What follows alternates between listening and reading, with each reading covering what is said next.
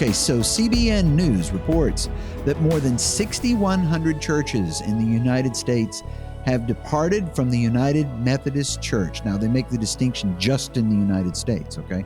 In the last 4 years, citing the denomination's growing support for LGBTQ lifestyles and a breakdown in their church body hierarchy as a reason. Around 6,182 congregations in the United States. I like how they rounded it down to begin with to 6,100 instead of rounding up. You know, about 20% of UMC churches have followed the required procedures to leave the embattled church body, despite information differing from what the UMC has reported previously. A couple of weeks ago, they conducted their own research. I guess they put out a news release. And they said that there was only 6.1% of congregations had withdrawn from the organization, but no reason has been given for the discrepancy.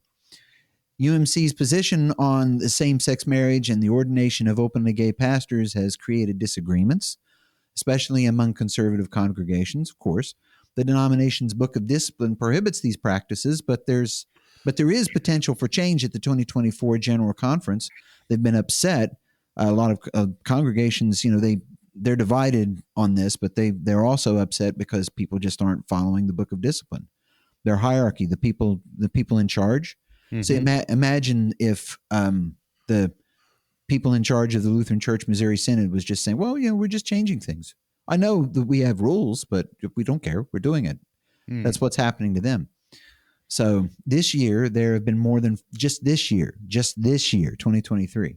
There have been 4,000 instances of churches disaffiliating, and in 2022, there were 2,502. They got a problem.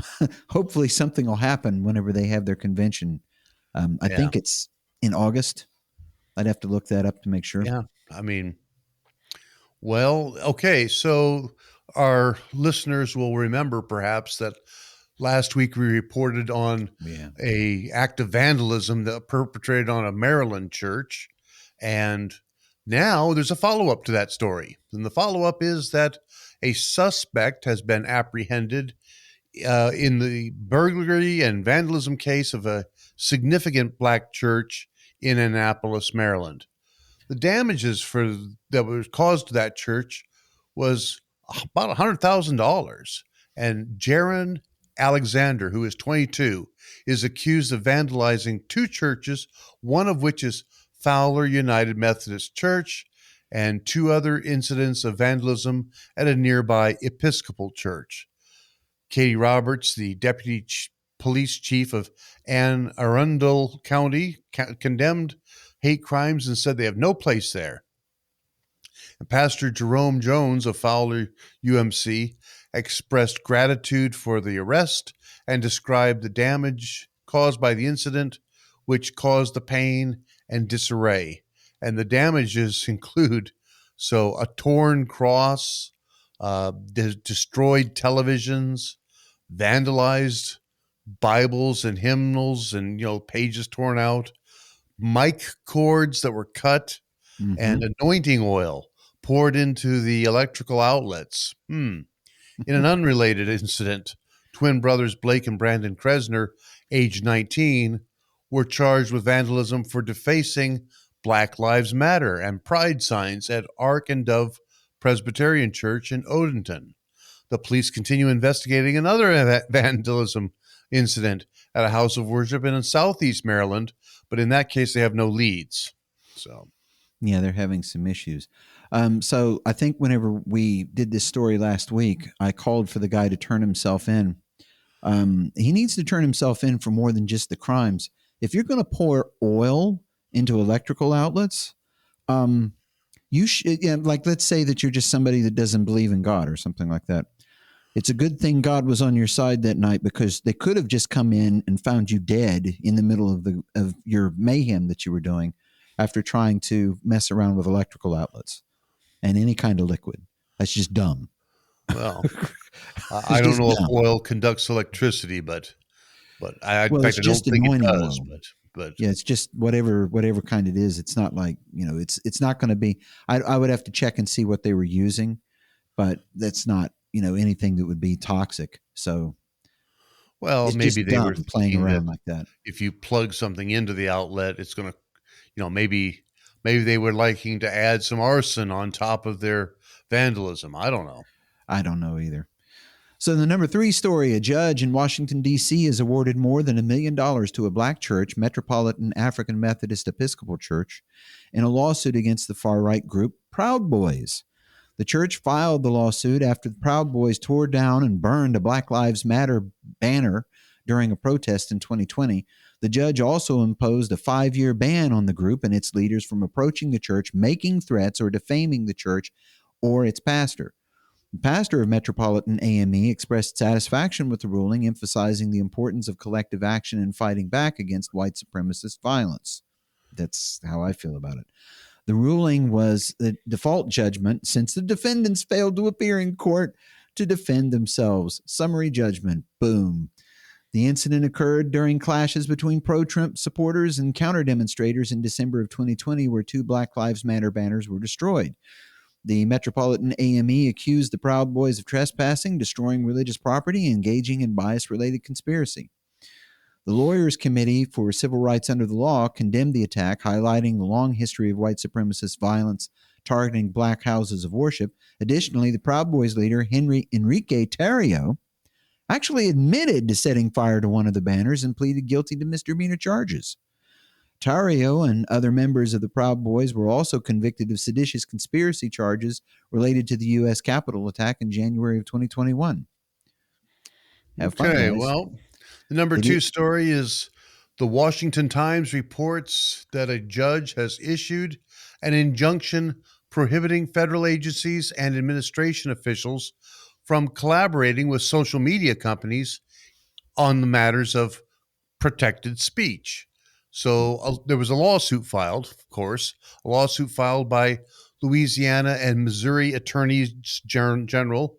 And that lawsuit has dealt a significant blow to censorship, some say.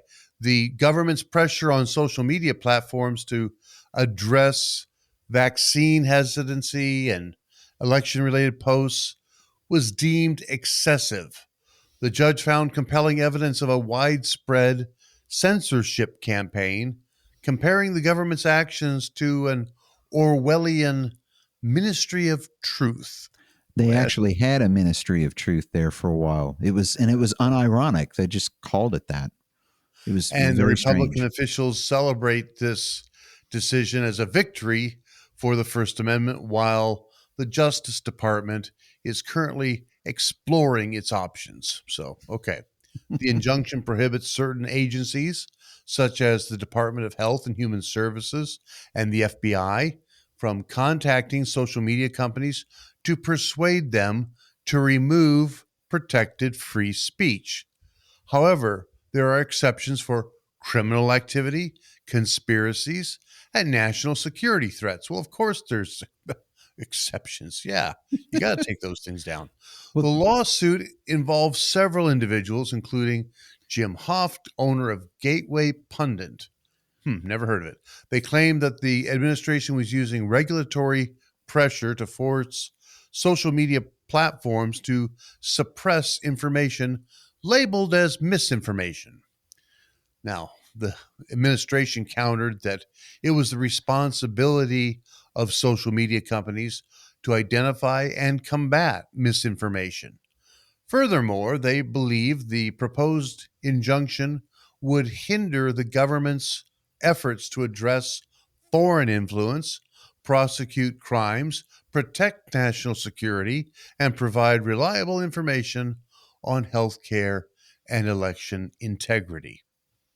mm-hmm. Hmm. Uh-huh.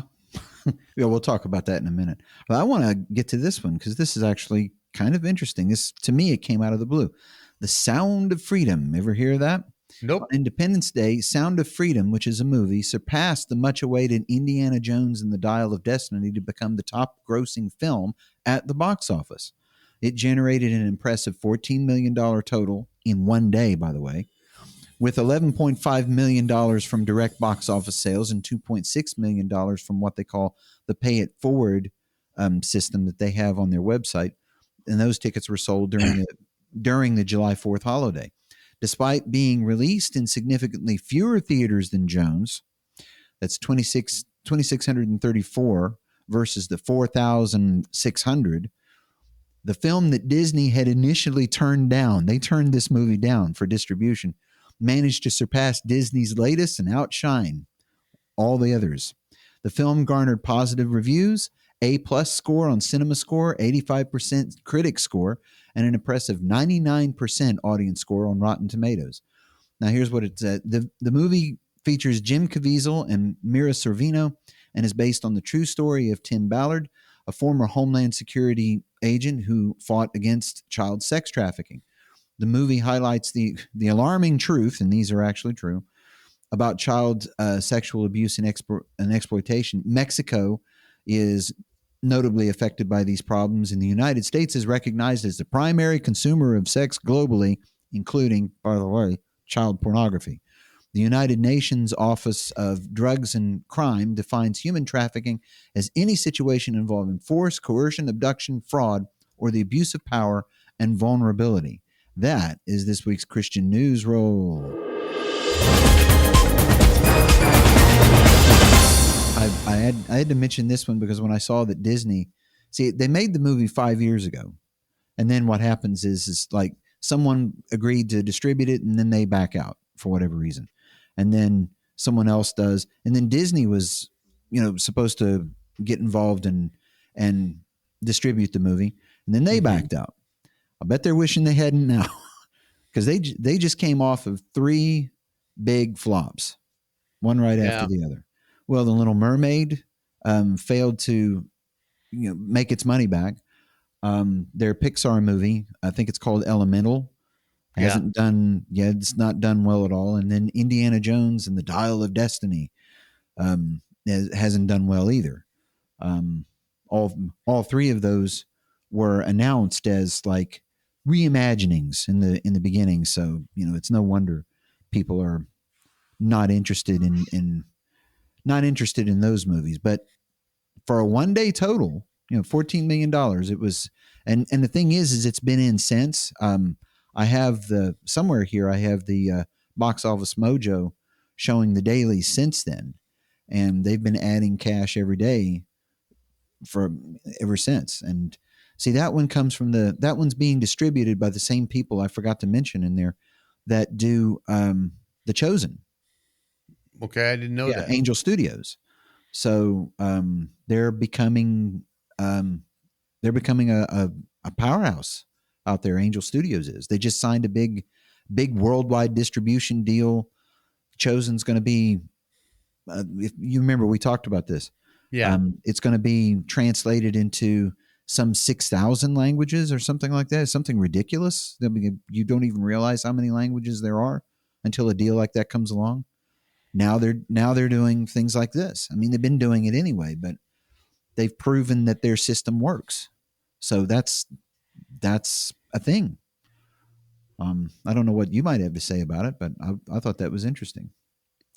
So what do you think of this number 4 story here, or number 2 rather? Number 2 story, yeah. That a court has to tell the federal agency to leave free speech alone. Yeah, well, look, there are other ways to get this done other than just telling the people who are in charge of a social media service that you got to take that down. It's a bit like saying we don't like the competition. It's like, well, get your messaging together and put like something out there that makes sense to people.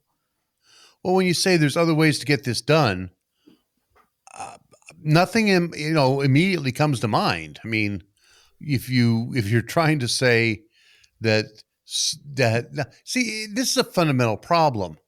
There are viewpoints that they're perfectly First Amendment protected, but if they catch hold with enough people, that winds up becoming a real problem, because if they're not grounded in truth, then they are definitely leading people into, who knows where. I mean, this is exactly what, you see happening in countries where there is no free speech. So right now, for instance, in Russia, the state-controlled media, This is a example of them meddling with their media, but they have propagated the idea, the state has, that this is a good thing that they're in. Thank goodness that they're in Ukraine, because the Ukrainian people needed them. And Vladimir Putin basically is mostly liked in his country. I mean, he's got a lot more support than the West can believe that he has. So what's happening there? Well, that's because a false narrative has been drilled into the people. And so false narratives can come from the government. False narratives can come from just the ground up. There's how do you battle a false narrative, especially if it's creating real problems, things that threaten your democracy or threaten your way of life. So Mm-hmm. it's I don't think it's a simple problem at all. I definitely want free speech protected. I think that, yeah, okay, so this is a lawsuit that has said, okay, to the government, you're using a pretty heavy hand here, and and Mm-hmm. and okay, so they've been tried, and the government lost its case, so now they're going to have to, yeah, now they have to go back to the drawing board and say, well, if we don't do that, what do we do instead? Because they still perceive it as, this is a problem that needs to be addressed. I don't know what they're going to do, frankly. I think they need to contract a marketing company, because To do what? if they don't know how to get their information out there in a good enough fashion themselves, if our government doesn't have that as an expertise, like our government doesn't have the expertise of concrete work. They contract it out to people who do.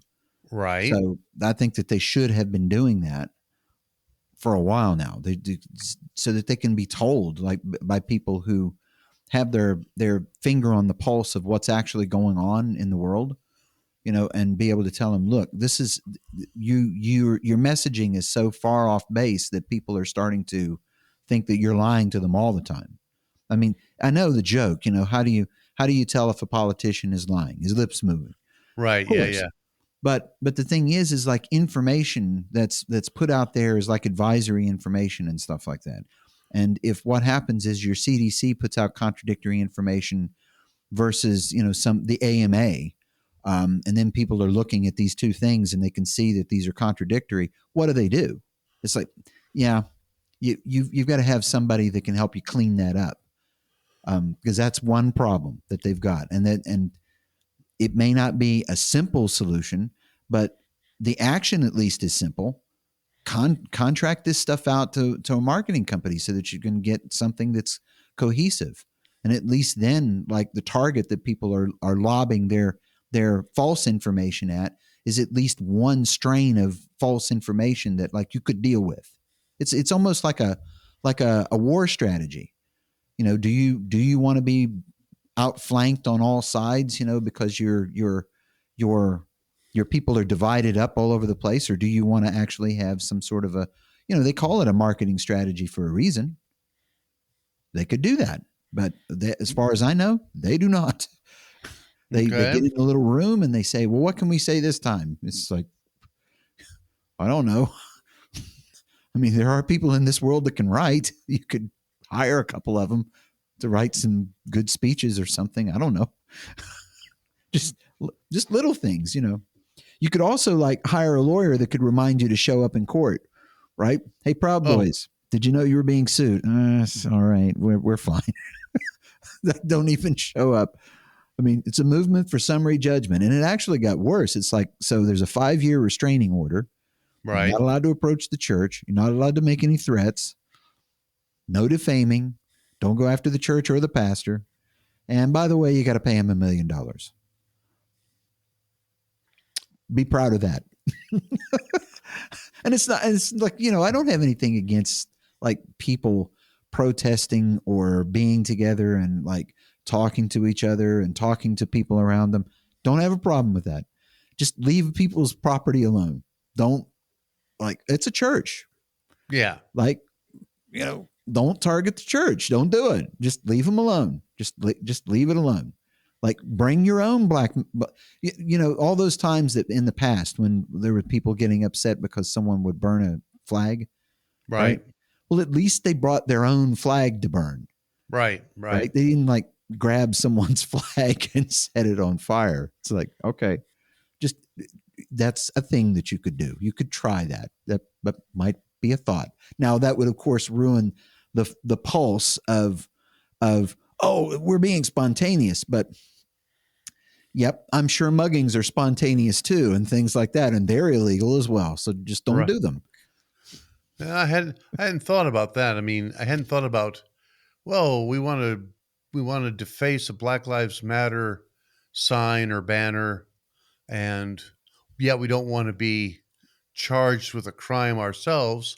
We will bring our own. Now that's an interesting idea. And you Well, can but you always could, you're right. You could do that. You and could, you could always like if it's yours and you own it, you can destroy it, yeah. to make a symbolic point. That's Yeah, and then fine. people could be mad, but at least you wouldn't be arrested or anything for it. That's right. Yeah. That's a good, You wouldn't wind up actually having to pay money. good point. I mean, I don't know. Look at that. I'm solving these people's problems for them. And Look they at don't pay you, one bit of man. attention to me. It's because, I mean, look, you look for something to say on a podcast, right? And it's like, so, Okay. okay. You say something that, you try to find the hot take. That's what everybody wants is the hot take because that'll get you attention. But the only take that I've got is like, could you be sensible? Just try that. Like, try not to vandalize a church, Right. don't Right. destroy their Bibles, don't tear up their things. Like I meant to put in there, I forgot to do this. When it says destroyed televisions, they're doing the same thing like we've been doing. I don't know if you're doing that at Trinity in Monroe, but you have you have screens in the sanctuary, and then there's a feed that goes to another room and things like that. Well, this guy, just it's a TV, break it. Hate them people at that church. Just get them. It's Yeah. We don't have screens in the sanctuary. Um, but the idea that you might want to have a screen in another room piping the service in, that's actually, that's something that's pretty doable. Could be worked out. It's currently not, but See, but that's all right. the thing that stole the thunder for after COVID, churches was their adaptation, if you will, was to stream online. But Yes. another adaptation is that they'd have a room off to the side since they can't have the places where there had to be all of this social distancing. So they Yes. said, well, we'll put a screen in another room so that people can be in their social distanced and things Right. like that. You don't hear about that, but some churches did do that. Um, so maybe that's what they did, and all of their equipment was destroyed. Um, cutting the mic cords. It's like Yeah. it's like I don't know. They said this person's 22 years old. I was kind of expecting it to be a teenager, but Mm. people are so immature these days. I'm just not surprised that they're 22. I wouldn't have been even surprised if they were 30. Okay, so here's something that was surprising to you, that the it's not so much that the UMC is splitting apart or that a large number of churches are disaffiliating. What you were surprised about is how the reporting about what's happening has been grossly inaccurate. Well, I don't know. If you're in charge of a church body and there's 6,000, look, we'll go with the low number, the 6,100. Right? But maybe there's a way to fudge the numbers to make it look like it's not as bad. And someone was like, oh, if we move the numbers around this way, it's only 6.1% of our congregations. Well, look at it this way. In the United States, not worldwide, because United Methodist Church is worldwide. So Okay. see, it is 6.1% if you think of it as worldwide. But as soon as it's only the United States, it looks much worse. And Hmm. considering that's where most of it's really happening, is in the United States. Right. Although there are other places, but it's like, wow, that's a lot of congregations. That's enough to form a new church body just right here.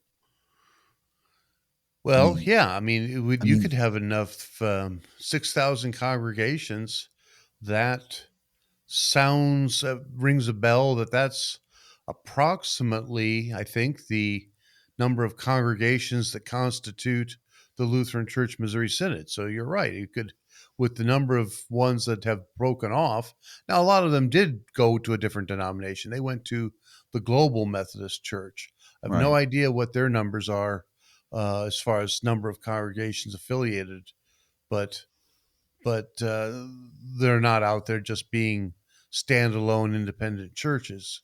So, but you're right. Enough that a whole denomination's worth of churches have left the fold of that once. For years, I don't know how long, maybe since at least since the 70s, maybe the late 70s, the title for the largest Protestant church denomination, Southern Baptist Convention. That's just, people remember that, and still, as far as I know, is true today. The thing that people don't remember is that prior to them, it was the United Methodist Church, man. They were by counting the congregations, certainly the largest Protestant denomination in North America by far.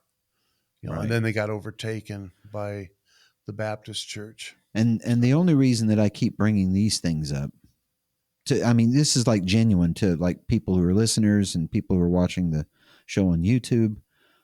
If this stuff has not come to your church body yet, it's coming. I just don't think that. I mean, there might be a couple of types of churches, maybe Eastern Orthodox. I don't know because it doesn't get much. It doesn't get much ink. But for most Protestant churches, if it hasn't come yet, it's coming. What's coming? Well, this kind of split, this kind of trouble. It's Well, they I don't know if that's true in the Lutheran Church Missouri Synod. I mean, there's well people that's are always wringing their hands that this issue or that issue or this divisive um, uh, idea is going to split the synod, but they've been talking that way a long, long time, and it doesn't. So yeah. You somehow, see, people, much to the chagrin of some people, we seem to muddle along okay. well that wasn't what was. See, a couple of weeks ago, whenever you were on vacation, and I did the back half about um about the stuff that's going on in our Yeah, synod. yeah, Those people who you and I would call white nationalists were making a claim that there was woke being put into the new large catechism. So yeah. I mean, That's a claim that's been made before, and and I pretty know, well. but there are a lot of people that are thinking that way. It's like that's going too far. Because they're deliberately putting language in that sounds like it is borrowed directly from woke culture. So I'm Well, not saying that it's there, but it's if the current group of people retire out, they age out. This is what I told them. I said, and we get younger people in charge. I think all bets are off. Um, I don't know. We'll see. That's just me. yeah, Okay, I so for the don't. back half of the show, what are we gonna? I've kind of already telegraphed it, but I wanted to telegraph it because I think it's important. So Well, we're going to talk about, what it means to preach the gospel in a way where you're not, like giving some, but also walking part of it back. And, really, there are people that think that, well, you've got to, though, you can't give people too much grace. And they have these different objections, believe it or not. And we're going to talk about what some of those objections are and why we can answer those objections and still maintain the gospel in its purity. So.